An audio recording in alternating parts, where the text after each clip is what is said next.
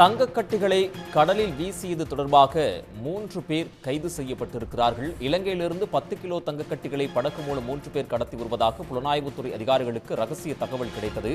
மண்டபம் பகுதியில் சுற்றித் திரிந்த 3 பேரை கைது செய்து விசாரணை நடத்தியதில் அவர்கள் முன்னுக்கு பின் முரணாக பதிலளித்திருக்கிறார்கள்.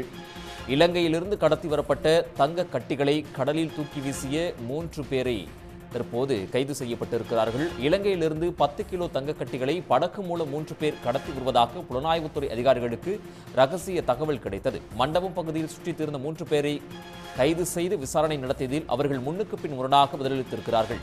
தங்கக்கட்டிகளை மணலி தீவில் தூக்கி வீசியதாக கூறியதை அடுத்து கடலுக்குள் தேட ஸ்கூபா வீரர்கள் முத்துக்குளிக்கும் நபர்கள் வரவழைக்கப்பட்டிருக்கிறார்கள். இது பற்றிய கூடுதல் விவரங்களை வழங்குவதற்காக செய்தியாளர் கார்த்திக் இணைகிறார். கார்த்திக், விவரங்கள்.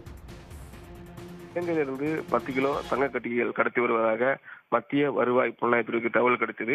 இந்த அடிப்படையில் நேற்று இரவு பார்த்தீங்கன்னா மத்திய புலனாய்வுத்துறை அதிகாரிகள் மற்றும் இந்திய கடலோர காவல்படை இணைந்து மண்டபத்தை அடுத்துள்ள கடல் பகுதியில் தீவிர கண்காணிப்பு மற்றும் ரோந்து பணியில் ஈடுபடும் போது ஒரு நாட்டுப்படகுல 3 பேர் சந்தேகத்துக்கு இடமளிக்கும் வகையில் வந்துட்டு இருந்தாங்க. அவங்களை சுற்றி வளைத்த வீரர்கள் அந்த படகை சோதனை செய்யும் போது படகுல இருந்து ஒரு பார்சல் கடல்ல வீசியதாக கூறப்படுகிறது. இதுல பாத்தீங்கன்னா தங்கக்கட்டிகள் இருப்பதாக தெரிய வருது. மேலும் தற்பொழுது அந்த 3 பேரை கைது செய்த கடலோர காவல்படை மற்றும் டிஆர்ஐ அதிகாரிகள் மண்டபம் கடலோர காவல்படை அலுவலகத்தில் வைத்து விசாரணை நடத்தி வராங்க. விசாரணையிலிருந்து இலங்கையிலிருந்து தங்கம் கடத்தி வரும்போது கடல்ல வீசப்பட்டதா தெரிவிச்சிருக்காங்க.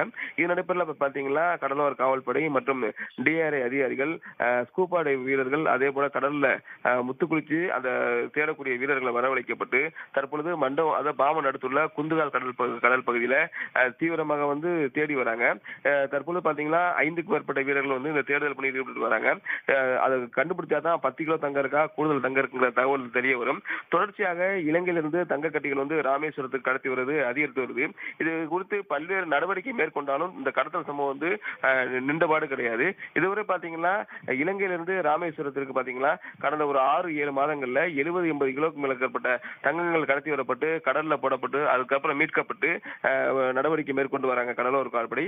இருந்த போதும் இந்த கடத்தல் சம்பவம் தொடர்கதையா இருப்பதாக இப்பகுதி மக்கள் தெரிவிக்கின்றனர். உடனுக்குடன் செய்திகளை தெரிந்து கொள்ள சன் நியூஸ் பெல் ஐகானை கிளிக் பண்ணுங்க.